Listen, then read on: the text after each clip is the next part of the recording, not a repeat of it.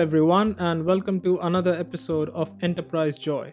Unfortunately, I'm unable to record this week's episode due to some unforeseen incidents. So, here's one of the earlier recordings which would have made its way as a bonus episode in this series. As always, if you like what you hear, then do subscribe to Enterprise Joy wherever you listen to podcasts so you don't miss any of the future episodes. A complete list of platforms where this podcast is available can be found on our website enterprisejoy.com. You can also support this podcast by becoming a paid patron on patreon.com/enterprisejoy. Patrons receive some exclusive benefits, so do check out what we have to offer. And do send in your feedback and comments to Vishal, that's Bishal at enterprisejoy.com. I'll be happy to know your views, and this will help continuously improve this podcast. And now, here's more of Enterprise Joy for you.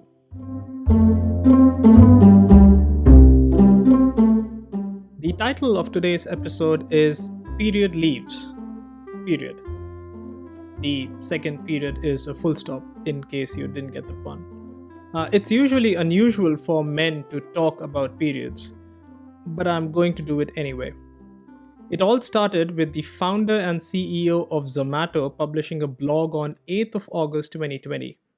Folks who don't know what Zomato is, it's a food aggregator service that started in India and now has presence in a number of countries. Now, I personally have had special Twitter relationships with food aggregator service providers, and I have stopped using most of them because of one particular practice that I find unethical. Zomato does it as well, but I still use Zomato for general restaurant information and for getting my occasional Starbucks delight delivered, at least until the pre-COVID times. About the blog, Zomato introduced up to 10 days of period leaves for women, including transgender people, and the media went berserk. There was coverage in national newspapers and news channels. There were interviews and statements from Zomato officials. However, what caught my attention was the eruption on social media. The social media went wild with supporting and against supporting such a policy. There were men and women who were supporting it and getting lashed by those not supporting it. The same happened the other way around, although if you were a man and not supporting it, you were just a jerk. Women not supporting it got some coverage and commented upon, so I thought, why shouldn't I look at it objectively, keeping all the pseudoscience BS out and just focusing on what people have to say about such policies? And I am emphasizing on keeping pseudoscience out because it was mentioned in a number of comments that research shows if it's good or bad. However, I can assure you, if any such research exists, those who commented on social media have never read about it. So I spoke with a few of my male and female friends, colleagues, and relatives one on one just to understand their views about this policy. And there were a few who were supporting this policy and few against it. I must point out that the views I collected did not include any transgender folks who this policy also applies to, or folks who identify themselves as any gender other than male or female.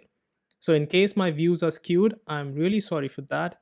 But as I mentioned earlier, I'm just going to state the views as is and see where we go with it.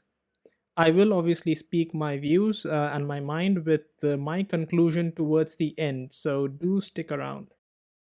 So, the first common point that was stated by many on social media was that this policy violates the notion of equality at work to an extent where one gentleman also said that it should apply to men as well. But yeah, let's be honest. Is this policy unequal? Technically speaking, yes. But why should that be a bad thing? I mean, biologically, men and women are different. Hence, policies exclusive to men and women can be managed differently.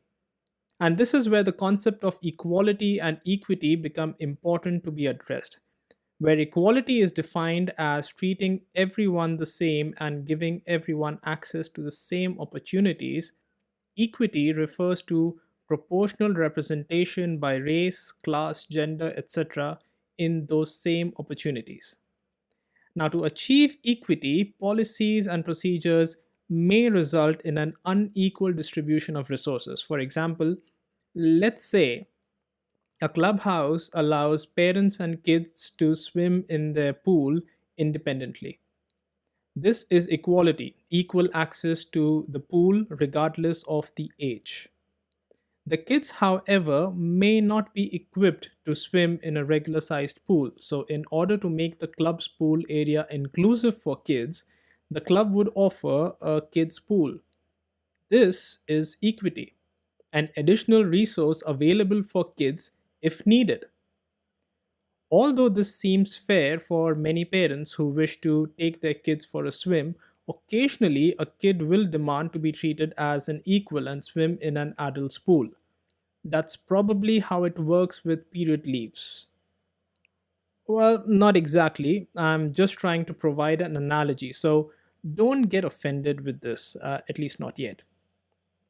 Now, let's consider it this way: every employee in an organization deserves an equal number of leaves that they would usually utilize for a family vacation or a hobby or something else. An organization that provides equal number of leaves to all portrays equality. Now let's consider women who take leaves during their periods. In the absence of any additional type of leaves for their periods, these women end up consuming their own personal leaves. Now, a typical organization provides 24 days of leave in a year, out of which a woman may end up consuming 10 or more or less during her menstrual cycles.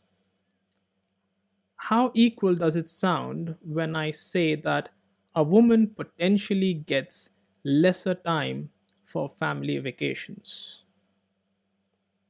Hence, policies like period leaves provide equity that allows women to be treated equally with regards to their rights. If it is still difficult to comprehend, consider working in an organization that has zero sick leaves. How unfair would you feel when you have to apply a personal time off when you are unwell? I have worked in such organizations and it sucks. In fact, I try to get back to work even if I haven't recovered fully just to save a few leaves, which increases the chances of infection for others. Fortunately, my current organization has unlimited sick leave policy. Yeah, and it's great. It allows me to rest fully considering that I'll anyway not be able to give my 100% at work if I am unwell. It reduces the chances of infecting others, and I still get my complete fun vacation time. And I have seen many women in my organization who have taken advantage of this policy during their periods. The only thing I dislike about this practice is that women end up applying a sick leave during periods. But having periods is not a sickness. And I admire Zomato for calling out a period leave very explicitly to make a point that this is not a social stigma. Whether a woman wishes to be open about her periods and when, I believe it should be left to her personal discretion. A friend of mine did point out that this will become grounds of inequality if women get portrayed as a weaker sex because of this policy, or if this affects organizational processes like a bias during recruitment. And humans have a tendency to ruin even the best things, so I wouldn't deny that this is a possibility and one must ensure it doesn't happen. Zomato also makes it very clear to report any type of harassment if something like this happens. So, in conclusion, is this policy unequal? Yes. But is this policy equitable? Yes. Is that a good thing? Mostly yes, can be a maybe. The second most common reason for people getting offended was that it possibly gives a handicap status to women, which makes it a condescending policy. Well, it does if the policymakers consider men to be superior than women. That doesn't seem to be the case with Zomato, especially because the CEO called out very clearly to his male colleagues to provide the support that their female colleagues ask for. Many drew parallels for this point by relating it to the reservation system, and that would seem unfair if one believes the reservation system to be unfair. We have witnessed posts that pop up every now and then that state how the reservation system provides an unfair advantage. However, any reservation system is actually an answer for equity over equality. Can these be misused? Of course. We should never underestimate the power of a common man or woman. But for a moment, let's consider a period policy is similar, not the same, but similar to policies for persons with disabilities. Is that an offense? Because usually these policies are designed to make organizations more inclusive, isn't it? By the way, a side note, like how people without disabilities try to find terms to describe people with disabilities like differently abled or physically challenged, both of which are inappropriate terms, by the way. People with disabilities also have a term for those who are not. It's called temporarily able bodied or TAB, which is to say that nothing's permanent for anyone. Sometimes old age kicks in and makes walking or hearing or seeing difficult. Other times, a severe cramp during periods makes it difficult for women to be their usual self. It's not a disability, rather, a temporary inability. So, I personally wouldn't equate periods with disability. However, if someone is offended by addressing it as a temporary inability, that would be a choice. Just like any good reservation system, policies like these are optional in nature, so women who aren't affected by it or don't wish to utilize it may choose not to. Now, this may sound very immature of me when I say, you don't like it, don't use it, but that's the beauty of an beneficial policy. It's not mandatory and its usage is left at the discretion of individuals. Just like the annual leave policies, where individuals may choose to encash any long pending leaves as per the organizational guidelines. Or my friend in college who opted to give up his reservation benefits because he could manage without it. This can, however, backfire, as one of my friends pointed out. We do occasionally use the term strong women who may be, let's say, a CEO who's always in the office or a politician who does not hesitate to breastfeed during a parliamentary proceeding. Will we be comfortable to have a leader of a nation who's away during a war due to her periods? And these are pretty good questions to understand how open we are to these situations as a society. The answer is I don't know. What I do know is firstly, these may be exceptions and must be treated exceptionally. And secondly, if a policy is created, it's usually because someone asked for it. Rarely does it happen that policies get created to demean a group of people in an organization. And maybe the modern woman is weaker than her grandmother, something that was said by someone in one of the social media posts. But if that's true, isn't that more of a reason to care for each other? Or is a struggle always necessary to prove one's vigor? So, in conclusion, does this policy give a woman a handicap status? Maybe, from the standpoint of temporary inability to be the usual self. Is that a bad thing? Maybe not. For instance, I wear spectacles, which, if broken, I will have temporary inability to see. Is this offensive? Not for those who for long have asked for this support system. Others may choose to ignore. Now, the third most common was that these special leaves can be misused. Of course, there's always a possibility. But isn't that true with any other policy? In one of my previous organizations, I was once in a meeting with my HR head finalizing a work from home policy. The policy was defined as an employee cannot have more than 2 consecutive days of work from home, and the work from home days cannot be Monday or Friday. Sounds weird, right? But the explanation was that it was observed that there was loss of productivity when people work from home, whatever productivity meant to them. And instances had occurred where people had taken long weekends under work from home. So the policy sounded fair as a privilege or benefit for the employees.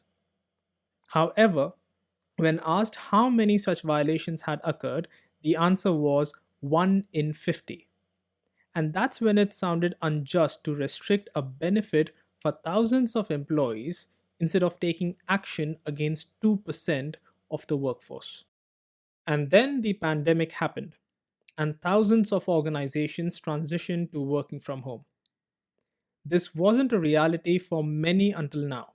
Many organizations still had desktops for their employees, which made mobility impossible. But 6 months into the pandemic, work from home has pretty much become a norm. So, why was my previous employer restricting its work from home policy? You possibly have the answer by now. It's pretty much a trust issue. Trust takes time to build for many and even more to repair if broken. And although I welcome Zomato's period leave policy, this is probably a place where I think they can do much better. Zomato in its blog makes a few things very clear by stating that this leave must be taken only if needed through an established process and must not be misused. Building onto my previous point, policies are usually established because someone asked for it, and an organization must put some guidelines around it, but in the end, trust their employees to follow the rules diligently. Zomato does this well, but where it fails is the justification it provides for restricting period leaves to 10 days. It states that the leaves are limited to 10 because most women have approximately 14 menstrual cycles in a year, and adjusting for the probability of having their periods on a weekend, 10 seems rightful. Also, women can only take one period leave for each menstrual cycle.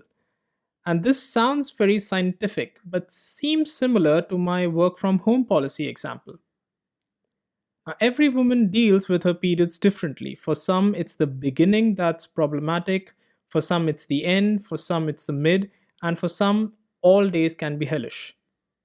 And the limited number of women I interacted with did very clearly state that they don't wish to be bogged down by periods, and they have sorted out ways to get back to their routines as soon as possible. Some even resort to antispasm medication. If that's the level of commitment that people have, then why resort to justifications and limitations instead of trusting the employees to utilize their leaves diligently?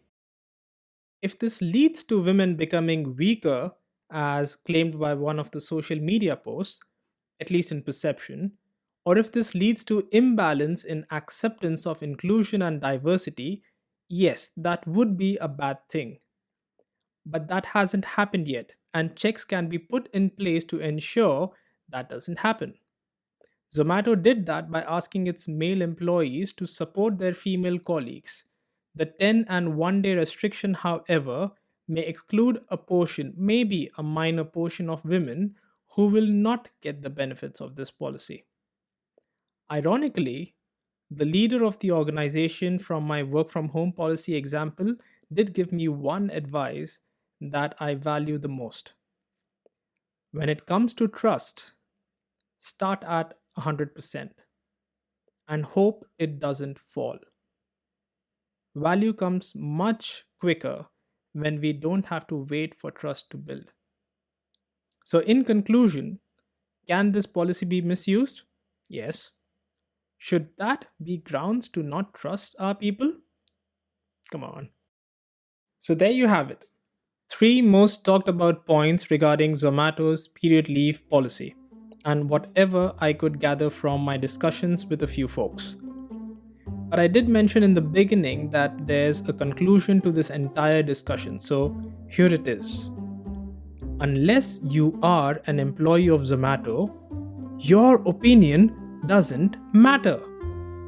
And that's the bottom line. So stop wasting time in sharing your opinions on social media, because the only ones who may get the benefits or not from this policy are the people of Zomato.